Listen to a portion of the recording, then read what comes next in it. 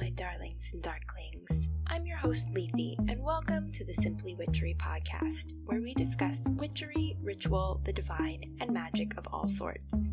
This week, I'm discussing the finer points of shadow work by breaking down the 5 main categories into several subcategories.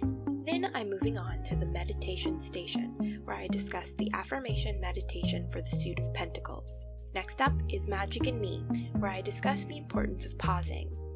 Finally, it's tarot time, where I do a reading for the collective and a lucky listener. Stay tuned.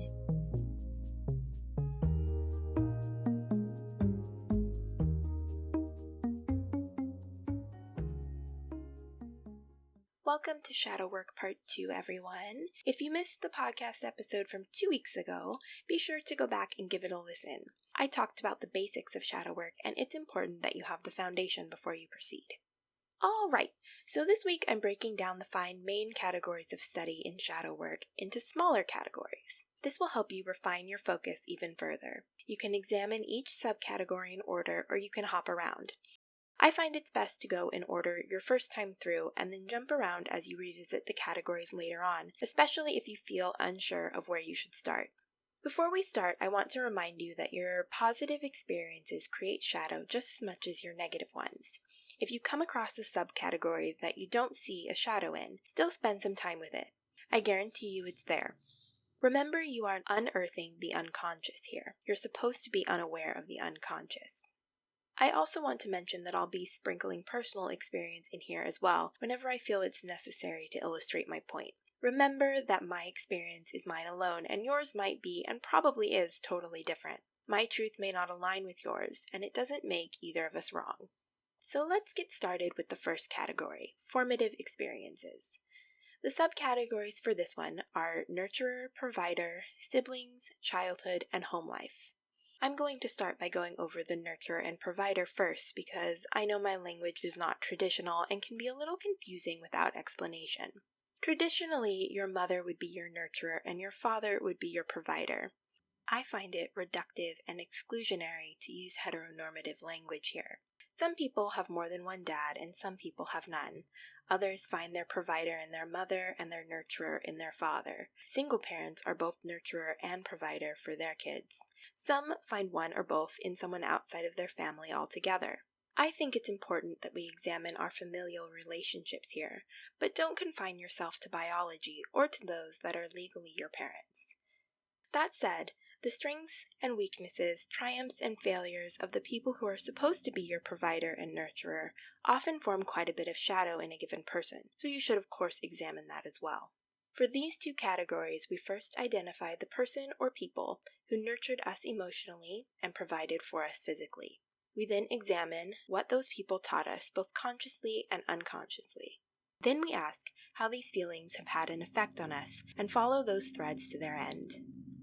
Siblings is a word that I don't think is quite right here for this category, but I haven't found better language for it yet. First, you'll want to consider any siblings that grew up with you in your home. Think about your relationship with them and how those relationships affected you. If there were no other children growing up in your home, think about how that affected you. This category is also where you should consider the prominent relationships you had with the children who grew up close to you. Neighborhood or school friends, for example, are an integral part of the village that raises each of us. Think about what kids outside of your family taught you and how they affected you as well. Moving on to childhood. When you examine it, you'll want to look at your life up until your mid to late teens. I include the teens in the childhood because a person is still forming their self in these years and are often still very much under the guidance and protection of the nurturer and provider. You may want to change how much of your teens you include in the examination of childhood depending on your experience, and I definitely recommend doing so. In this, we ask questions about the overall state of our childhood. Were you happy? Were you safe? How involved were your parents and your family with your life? What was your role in family as a child? Did your childhood affect you positively or negatively as a whole? Again, ask how all these things affect you still. Home life examines the state and stability of your home or safe space. For those that had an unstable home life, the effects it had on you will likely feel very obvious to you. Examine the things you are already conscious of, but don't stop there. Dive as deep as you can and follow all the threads to their end. For those with a relatively stable home life, finding the shadow may be more difficult. For me, as someone who had a home life that felt stable to me, I struggled with this one for a while. It took me quite some time to realize that my provider did only the very bare minimum to provide and was hardly involved at all in child rearing and the upkeep of the home. This put strain on my nurturer, who covered and compensated for him, and ultimately on all the members of my family. It also taught me to have a toxic view on gender roles in the home, which translated to toxic gender roles throughout life. Consider things like this as you go over your home life. The next category is driving external forces, and its subcategories are upbringing, religion, society, culture, and prominent experiences. When thinking about your upbringing, consider the values that were taught to you as a child. You will have touched on this a little bit in this category when you consider your nurturer and provider. Your upbringing are the values, traditions, and actions that the people in your life instilled in you. While your nurturer and provider are pivotal teachers, in this category they are not the only ones you'll have. Any adult or person in power teaches you something. Those involved in child rearing all have an ideal child in their mind that they will attempt to mold you into. Most are conscious of this vision, but not all are aware that the vision might not align with the human they are trying to mold. Consider your upbringing and how you responded to the attempts that were made to mold you without judgment. Whether you were made of stone and rebelled, or were clay and complied, neither is inherently positive or negative. It only is. However, consider the consequences of your rebellion or malleability. What effect has it had on your sense of self? How has it affected your relationship with the molder? What have those effects had on your life and choices? Did you form any biases on the role that the molder played in your life? For me, my relationship with my upbringing is complex. I was clay as a child, and I am still in the process of realizing just how much I allowed myself to be molded. Having the opinions and beliefs about myself and literally everything else decided for me was so pervasive that I never had the presence of mind to question anything. The consequences of this is that I'm learning how to question and be critical now. The good thing about that, though, is that I'm not easily taken advantage of. I'm always questioning and refining my worldview and beliefs, and it is a much better space to be in than stagnant acceptance, if you ask me. This is a pretty good segue into the next topic of religion. Religion was a massive part of my upbringing, as it is for a lot of people. Consider its effect on your self-image, worldview, and core values. Even if religion wasn't a big part of your upbringing, the absence of it likely had an effect on you as well. If not from the way things were handled within your family, then by how you were judged by those on the outside.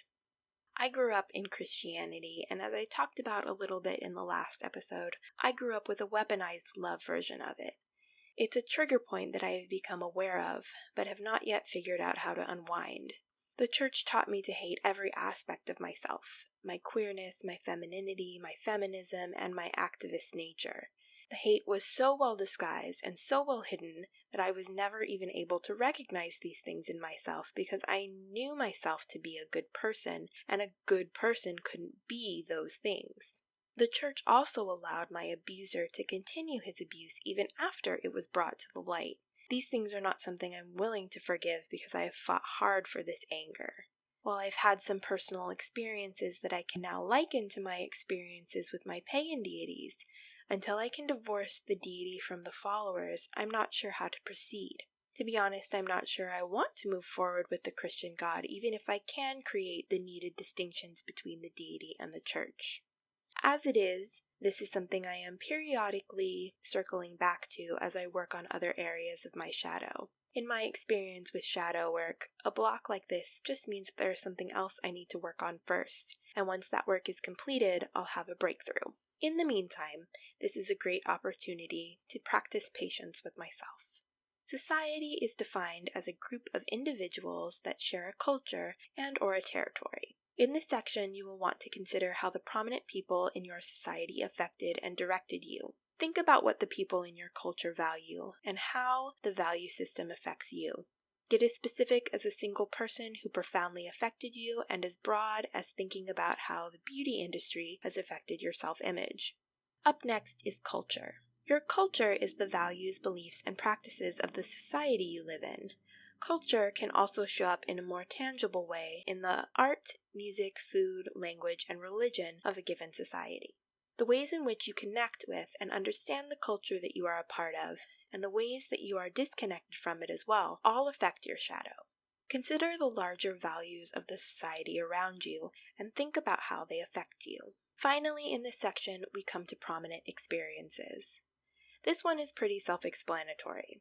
In this section, we consider the big events in our lives. When you think about the things that have happened to you, a couple of specific things will probably immediately come to mind. For me, I think about my mother's passing, leaving Christianity, coming out, and moving away from my family as the really big prominent experiences of my life so far.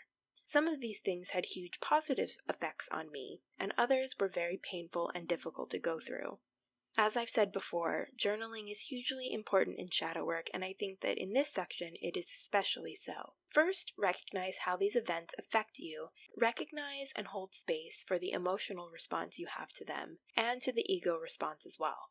Then return to them and try to see them with an unemotional eye without the lens of ego. This can be very difficult, especially with experiences that are very painful or that had huge consequences for you. But it's important to recognize both the positive and negative consequences of the things that have happened.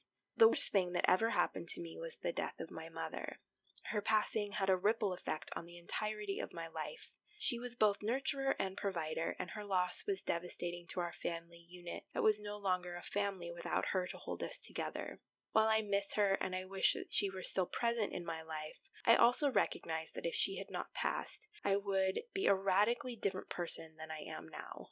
She made life easy and made captivity comfortable for me. It is very possible that if she were still here, I would still be that awful, hateful person so deep in the closet that even I didn't know I was there. The pain had a purpose, and I have come to recognize that. Knowing this truth has helped me heal and reprogram old trauma and belief systems and replace them with so much love. I'm not quite thankful for the suffering I've been through. I'm not sure that's a healthy outlook, and even if it is, you never have to be thankful for pain to be a good person or to be healed. However, I love who I am today, and I am grateful for the opportunity to grow and change and be the me I am. This is what this area of shadow work has taught me, and I think taking a step back from these prominent experiences is a great way to get deep with your shadow. Next, we move on to the subcategories for driving internal forces: ego, fear, attachments, aversions, and habits.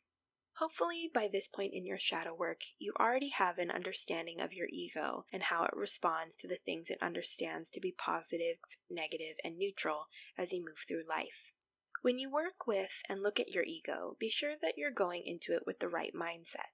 I said this in the last episode, but I think it's important enough to repeat. Your ego is not a negative thing. The goal of working on your ego is not to remove it or suppress it. Suppressing it actually goes against the point of shadow work. Remember that the ego is trying, in its own way, to protect you, and it's an important part of your psyche. With this in mind, take a look at your ego. Ask yourself, do I control my ego or does my ego control me? When your ego is outside of your control, you will be ruled by your impulses, feel as though everyone and everything is against you, and find yourself unable to stick with a decision. A healthy ego gives you perspective, helps you understand what you truly want, and allows you to make decisions quickly. Taking control back from your ego will be different for each person. The way your ego operates will be different than the way mine does, but remember that everything starts with awareness. Start with paying attention to your initial reaction to difficult, uncomfortable, and unplanned situations. Notice patterns, and then you will be able to unwind behavior. Fear is our next subcategory. In shadow work, confronting and understanding your fear is essential in nearly all areas. At least it was for me. When you examine your fears, remember to always ask why. When you understand the root of a fear, it takes away its power, and when you take power away from something, it is much easier to put that thing aside, or to at least act in spite of fear. With this category, be sure to practice a little common sense as well. Fear is not an inherently negative thing. You probably have plenty of healthy fears, and a healthy fear is not something that needs to be removed. It is the fears that are based in pain, ego, or another unhealthy base that need to be dealt with. Next, attachments are the things that we love and or place value on. They can be qualities you value in others or in yourself. They can be things that you desire, dreams that you have, or 100 other things. Regardless of what a person's particular attachments might be, they are seen as positive and you are often willing to do anything to obtain or maintain them. When you are dealing with your attachments, ask yourself if the attachment you are examining is healthy, good for you, and driving you to your highest good in self. Once you have your answer, you can either put that attachment aside and move on to the next, or begin to unwind the attachment in order to understand its root. Aversions are the inverse of attachments. These are things that you see as negative qualities in yourself and others, negative desires and dreams, and many other things as well. These are things we avoid in others, suppress in ourselves, and otherwise try to leave behind. As with attachments, some aversions are healthy ones, and so all our aversions must be examined and the root of them understood. Ask the same questions of your aversions as you would your attachments, and follow these threads of understanding to where they lead you. Finally, habits are the things we do predictably or on a regular basis. Our habits speak to how we cope with life. A healthy one will lift you up and help you be a happy and healthy person, and an unhealthy habit may be of momentary comfort, but they do not serve you well in the long term. Shifting your habits into healthy ones can take time because some habits are developed young, but it's always possible to change. This was actually an area of shadow work that I worked long and hard in before I started practicing shadow work. There was a time where I had to micromanage my every moment so that I could give myself the structure I needed to be happy and healthy. Eventually, the habits were in place and I could relax and trust the system.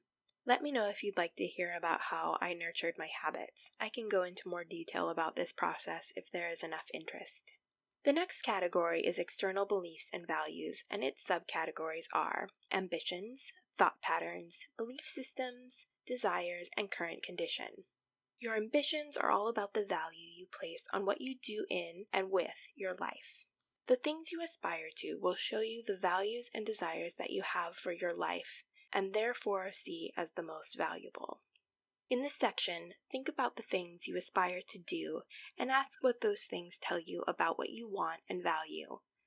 Are your ambitions healthy and helpful ones? Do you want or need to change them? Do your relationships to them need to change? How do your ambitions fall in your list of life priorities? Is that a healthy priority for you? Thought patterns are something I've mentioned more than once over the course of this talk. It is extremely important to gain awareness of your thought patterns and to make changes to them. In shadow work, yes, but also just to generally be a happier person. When you take a look at your thought patterns, ask yourself what drives the patterns. Is it love, anxiety, hope, fear, or something else? Consider your inner voices. You likely have more than one. What key figures have a voice in your thought patterns? Do you generally speak kindly to yourself and others in your thoughts, or do you tear yourself down and judge others? For me, spending time recognizing the different voices in my thought patterns was extremely beneficial. It made me able to distinguish between my own intuition, messages from power outside of myself, the voice of my anxiety, and the voice of my personal biases and desires, which in turn made me a much better diviner, medium, and devotee to my deities. It also allowed me to be able to recognize the voices of my abusers in my self-talk and to stop abusing myself with their lies and beliefs about me. It has over time completely changed the way I talk to myself, think about myself, and how I think about others. Moving on to belief systems. Your belief systems are different from your religion as they are often more broad. They are absolutely influenced by your religion, but they don't stop there. Think about the things you believe in and the way that you make decisions, take actions, cultivate relationships, and generally live your life because of them. Ask what you believe about yourself, about the people you love, about strangers, about people of other faiths and backgrounds. Also ask some of the bigger questions in life here. What do you believe is the purpose of life? Why are you here? What are you meant to be doing? What value do you have in the collective? There are a lot of questions to ask yourself in this section, but the important thing to keep in mind here is that this is the space where you challenge what you believe and why you believe it. Desires are our next subcategory. This section is where we think about what we want, why we want it, and what we are willing to do to get them. Many of the things that you desire will likely be healthy ones, but we also often have things that cross over from desire and into obsession. It's important to decide if what you sacrifice is worth what you gain when going after your desires. Ask if the desire is in alignment with Source and your highest self and good.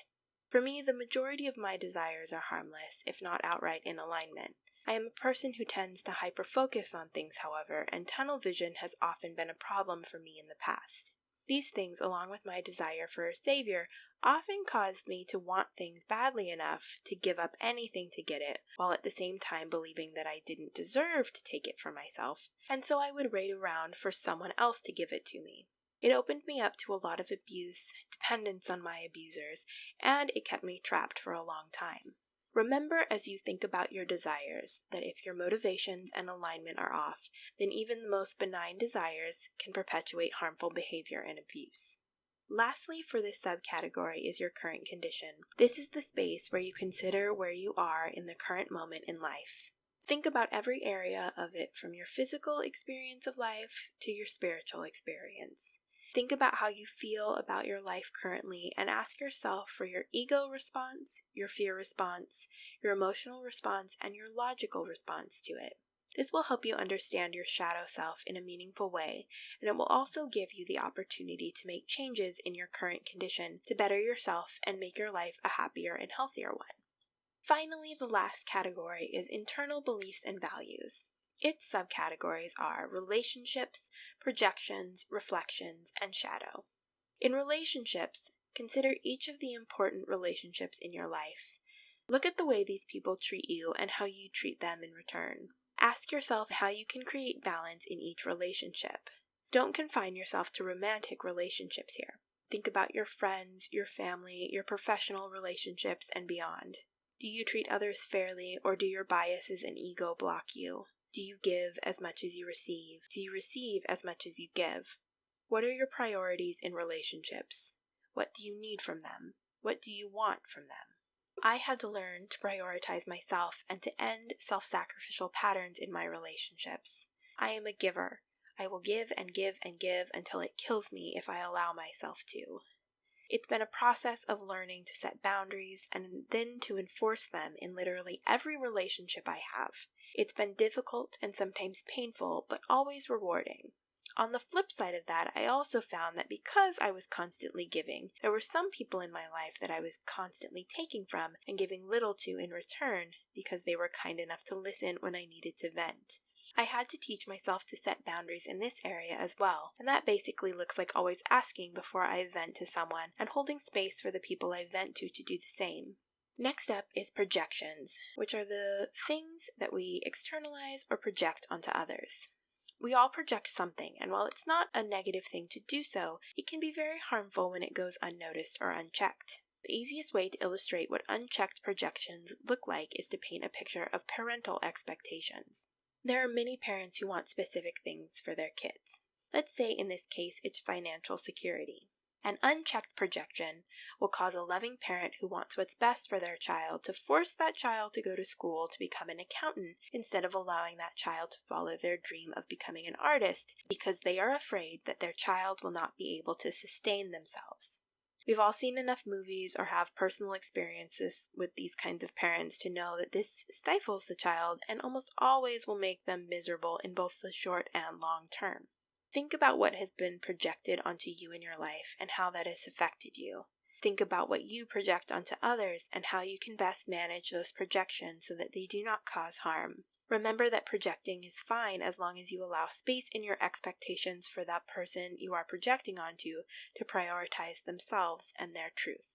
Reflections are the inverse of projections. They are the parts of ourselves that we see in others. Sometimes we like what we see, and as such build close bonds with these people. Other times, we do not like what we see when we are shown parts of our ego or shadow self that are unevolved or undesirable. This often triggers an ego response, and we reject that person out of hand without caring if they are actually a lovely person or not. For me, it has been most important to look at the reflections that I reject.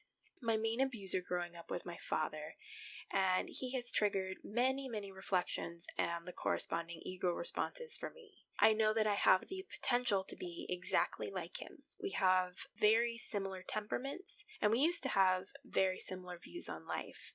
I saw all the horrible, ugly parts of myself in him, and I had to consciously choose to not treat people the way he treated them. I hated him so much for a lot of reasons, and many of them were well deserved. But part of my problem with him in the beginning of my awakening was that I had as much potential to turn into him as I did to grow up into who I have become. Realizing and accepting that has been healing in ways I didn't expect, and has given me permission to recognize that I have chosen to be a kind person. I have chosen to make my life's mission to love others and to create safe spaces for them. It could have gone the other way, but it didn't, because I chose to end the cycle of abuse. That's amazing and powerful, and it's helped me love myself. And finally, we come to the last subcategory, the shadow. This is the space where you examine the state of your shadow in its entirety. This is where you make plans to change what you see, to heal what needs healing, and to cut away what needs to be cut away. It's where you begin the process of starting integration, and where you bring parts of yourself into the light. It's where you learn to love your shadow and to thank it for the work it has done and will continue to do in protecting you. And that, my darlings and darklings, are the finer points of shadow work. I'd love to do some kind of Q&A episode on shadow work in a couple of weeks, so if you have any questions, please reach out. You can find out how to contact me in the outro of this episode. Next up is the meditation station. This week in the meditation station, we're talking about the Minor Arcana Affirmation Meditation for the suit of Pentacles. The Pentacles most often speak to our physical world and needs, and this meditation really leans into that. When I was writing these affirmations, I really wanted to focus on prosperity and security. The affirmations take the listener on a journey from doing the best work that they are capable of and enjoying the fruits of that labor, and then turning outwards to share the abundance that has been cultivated. This meditation in particular shows the path that the Pentacles walk us down, and I really like how it turned out. You can give it a listen anywhere you get your podcasts or on the Simply Witchery YouTube channel. Let me know what you think. This week's Magic in Me is a quick one. I wanted to go a little more in depth with a topic I tossed out on my Thoughtful Thursday last week. I ruminated a little bit on the importance of taking breaks in all aspects of your practice. There is value in doing nothing that I think our society has really lost. Rest is so devalued, and I think it's important for us as witches, diviners, pagans, and practitioners of all kinds to not only accept that it is a part of life, but to actively prioritize it. With the right mindset, rest can become a deep and meaningful part of your practice, and once that shift has been made, it opens up the door to a new level of self-care and love. That's not to say that your rest has to be meaningful for it to have value or purpose, but I think the idea that taking time to rest is laziness is so pervasive that considering active or meaningful rest is a good stepping stone. For me, now that I've learned to accept the rest as a part of the process, my anxiety over resting has almost disappeared. I have my moments still, as everyone does, but it's been so freeing to allow myself the space I need to recharge in whatever way I need to in the moment. I can see a shift in the quality of my work and the amount of my time and energy I am able to put into it.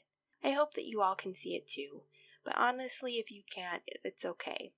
I feel so much happier and healthier, and it's made me a better witch, diviner, and pagan, and that is its own sort of magic. If you feel called to share, I'd love to hear about your relationship with rest. Up next is tarot time.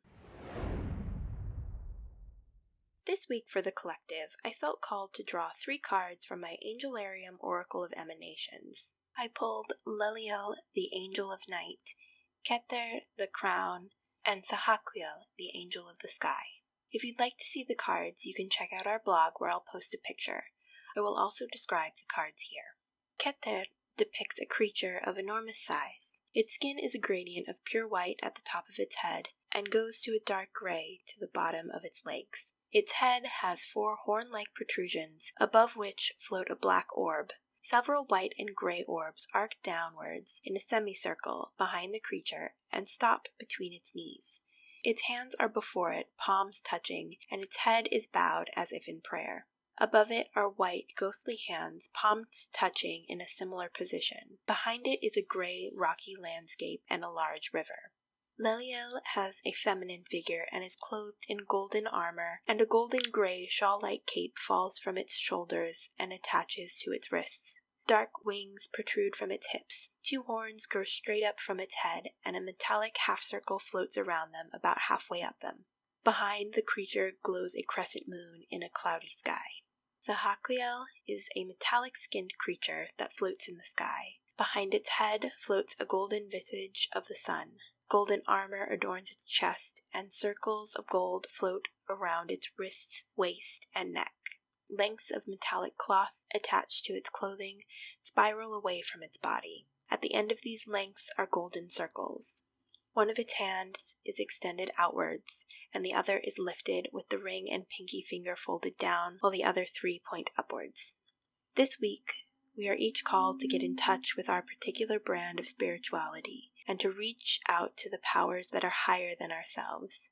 Keter calls us to look outside the mind and body, to get in touch with the powers we struggle to understand, and attempt to gain some clarity and truth from them. We will be able to do this by allowing the cloak of darkness to surround us, and to thank the powers for it, because without it we would not be able to see the beauty of the night sky. As you walk the path, don't be afraid of what lurks in the dark. Zahaquiel is your shield and will protect you and guide you to the light on the other side. I hope this reading meets you where you are and resonates in your spirit. This week's listener question is from Instagram, and they ask, what should I focus on to have a successful career? I pulled 3 cards from the Welcome to Night Vale Tarot, the 10 of Swords, the 5 of Pentacles, and the Moon.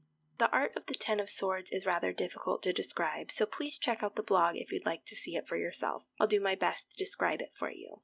In the top and lower center of the card glows 2 golden circles. Red symbols stretch up to the top and down to the bottom of the card. To the left of the circles is a mirror, and to the right is a black bar that mars a table. The 5 of Pentacles depicts a small brown building that houses an ice cream shop. An ice cream cone with a cherry on top of it sits on the roof of the building. Fairy lights glow on the rim of the roof, twinkling in the fading light of the sun. Shadows can be seen within the shop, huddled together, perhaps whispering to each other. The moon depicts a bright, full moon glowing above the slopes of a mountain. On the ground, in the foreground of the card, are glowing blue flowers that grow up from the grass. These cards counsel you to focus on the coming dawn and to the opportunities that are coming to you in the near future. While there has been some hardship in this area for you, there are good times growing from the ash of what was. Follow your dreams and your intuition toward the bright future ahead. Be sure to focus on what will make you happy and what will allow you to connect with your higher self the most. I hope this reading has resonated with you, my dear listener. Good luck to you in all your endeavors.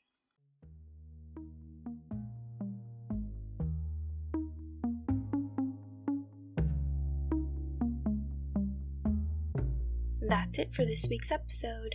Thank you so much for listening. Please subscribe wherever you get your podcasts, and ratings and reviews would be greatly appreciated. If you would like a transcript of the episode, please visit our blog at simplywitchery.wixsite.com/home. The music in this episode is Where Was I by Lee Rosevere. You can contact Simply Witchery by direct message on Instagram, Twitter, Tumblr, and YouTube. You can also email me at simplywitchery@gmail.com. Feel free to answer any questions I've posed in this episode, or if you have any questions of your own, let me know. If you'd like to receive a tarot reading for yourself on a future episode, you can also send your questions for those to my email or send me a direct message on any of my socials. Love to each and every one of you, and I'll see you next time. Bye.